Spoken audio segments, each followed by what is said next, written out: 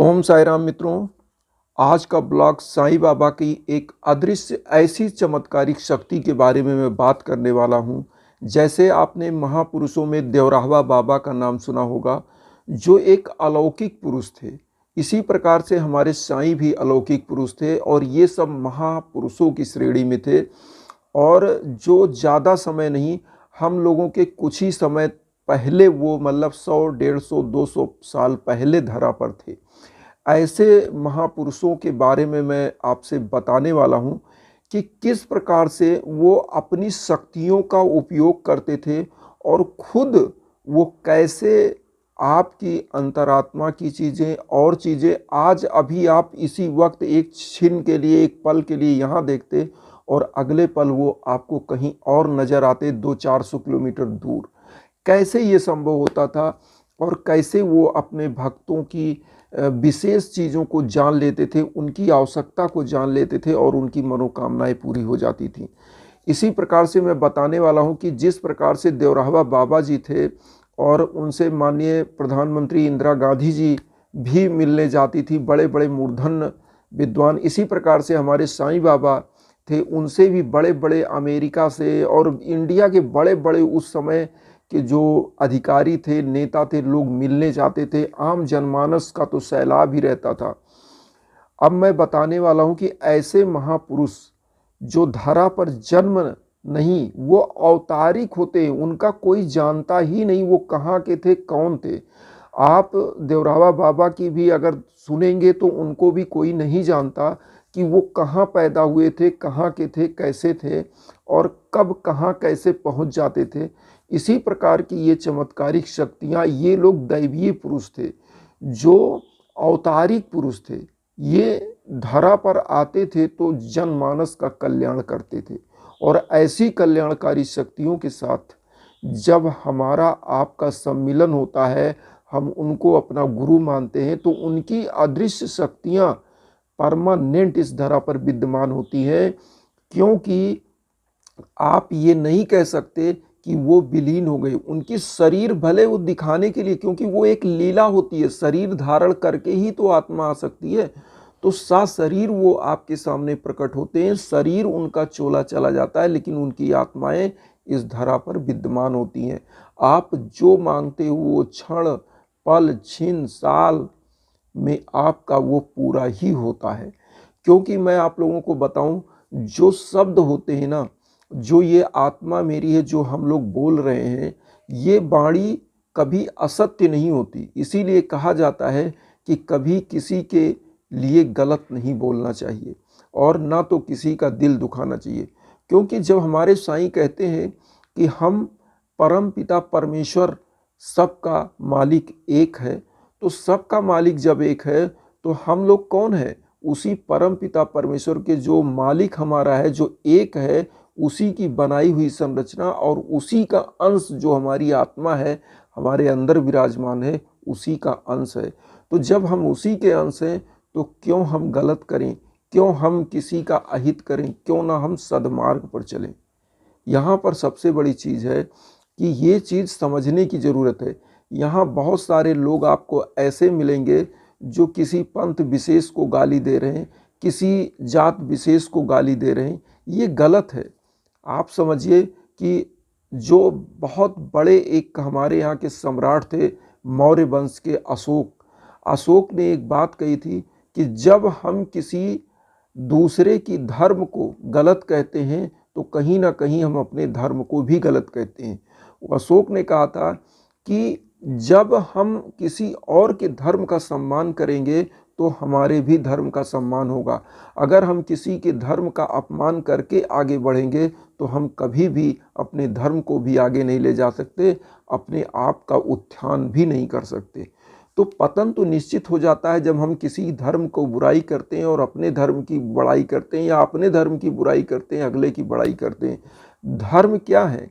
जिस प्रकार से समस्त नदियों का उद्गम कहीं से भी हो, लेकिन उनका सम्मिलन जाके एक समुद्र में ही हो जाता है और एक जगह पर समस्त नदियां, धाराएं मिल जाती हैं। इसी प्रकार से धर्म क्या है कि कहीं से भी उद्गम हो, कोई भी धर्म हो, लेकिन उनका जो मूल उद्देश्य होगा वो जनमानस का कल्याण, जीव आत्माओं का कल्याण। वो कभी आपको गलत कोई भी धर्म, गलत राह दिखाता ही नहीं है। गलत दिखाने वाला कौन है? हम आप गलत उसको बना लेते हैं। इसी प्रकार से मैं आपको बताऊं कि हम जब अपने साईं की बताए हुए रास्तों पर चलेंगे, चूंकि हमारे साईं कौन थे?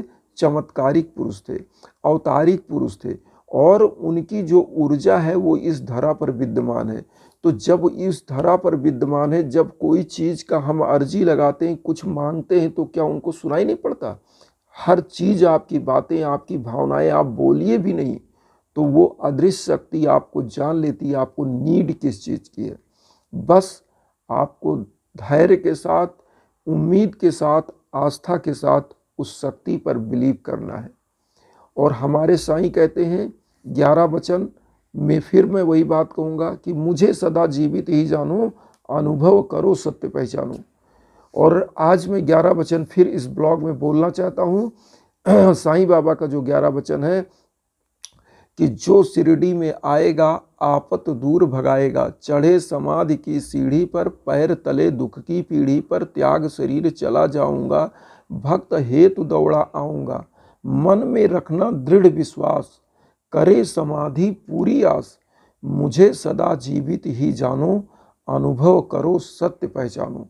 मेरी शरण आ खाली जाए, हो तो कोई मुझे बताए, जैसा भाव रहा जिस जन का, वैसा रूप हुआ मेरे मन का, भार तुम्हारा मुझ पर होगा, वचन न मेरा झूठा होगा, असहायता लो भरपूर, जो मांगा वह नहीं है दूर, मुझ में लीन वचन मन काया, उसका ऋण ना कभी चुकाया, धन्य धन्य वह भक्त अनन्य, मेरी शरण तज लय जिसे नान। ओम शाई, ओम शाई। तो मित्रों, ये साईं बाबा का जो 11 वचन है, उसमें एक एक शब्द आप समझिए कि सत्यता का परख है। और मैं आपको कहता हूं, कोई पूजा ना आए, कोई आडंबर आपको ना आए, लेकिन साईं का ये 11 वचन आप जरूर याद रखिए। कहीं भी रहिए, किसी भी कष्ट में रहिए, तो जरूर इस चीज़ को याद रखिए कि साईं आपकी हमेशा सहायता करेंगे।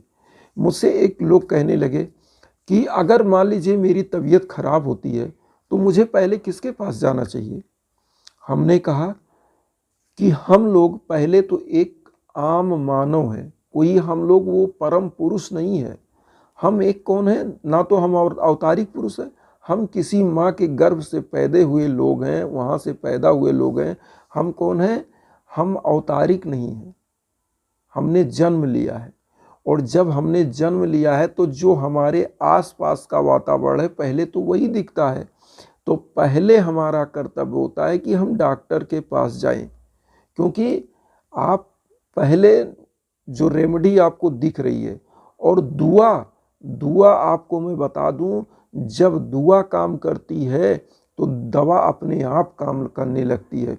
तो दुआ तो करिए ही करिए, क्योंकि उसके लिए किसी डॉक्टर के पास जाने की जरूरत नहीं। आप उस परम पिता परमेश्वर को याद करेंगे और डॉक्टर हाजिर।